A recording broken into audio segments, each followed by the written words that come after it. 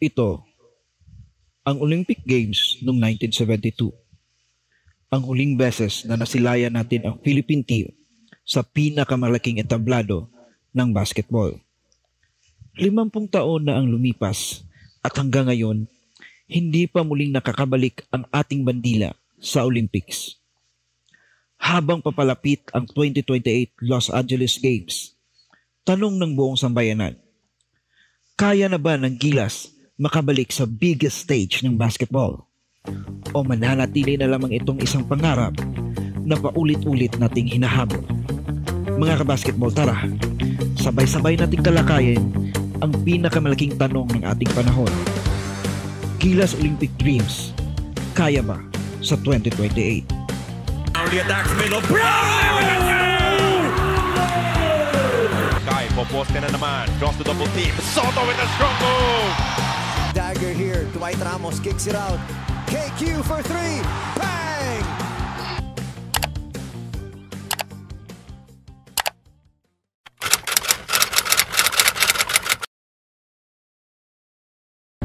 I've said this before. I think I said it during the Asian Games. You know, our goal is, in my mind, is to make the Olympics. I think that's really our goal.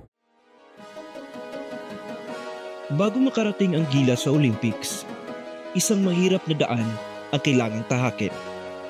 Unang kailangan nating siguraduhin ay ang pagpasok natin sa FIBA World Cup. Sa qualifiers, kahanay natin ang mga bansang malalakas. Nariyan ang maituturing na hari ng FIBA Asia na Australia, ang New Zealand na pumalo sa atin last FIBA Asia Cup, at ang Guam na hindi rin madaling kalaban. Kung ating titignan, first round pa lang ng qualifiers ay pukpukan na ang mga laban. Magiging kaabang-abang kung ano ang ipapakita ng Gilas dahil dito, makikita na ng mga fans ang triple tower natin na sina AJ, Kai, and QMB. Isang malaking pagsubok man ang first round, pero ito ang magsisilbing batayan kung gaano na nga ba kalakas ang ating Gilas Pilipinas.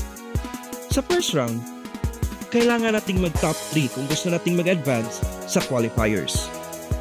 Kung palarin man at makapasok sa second round, magsasama-sama ang top 3 ng ating grupo at top 3 ng Group C kung saan nandyan ang Jordan na sobrang delikado with RHJ, Iran na nagpahirap at muntik ng talunin ng Australia sa finals ng FIBA Asia, Iraq at Syria na sa tingin ko naman ay kaya natin. Para makakuha ng siguradong ticket sa World Cup, kailangan tayong mag-top 3 sa second round. Sa unang tingin at sa lakas na rin ng Australia, mukhang sigurado na sila sa number 1 seed. Pag-aagawan na lang ng Gilas, New Zealand, Iran at Jordan ang second to third seed. Kung sa pagpasok pa lang sa World Cup ay sobrang hirap na, how much more kung sa Olympics na kaya? Kung palarin man at makapasok tayo sa World Cup, kailangan nating maging best Asian finisher para sa secured Olympic slot. Pero ito ay hindi magiging madali dahil nariyan ang mga bansang Japan at China na may mga NBA players. Kung ating susumahin, sobrang hirap talaga ng landas patungong Olympics. Pero sa tingin ko, hindi naman ito imposibleng pangarap.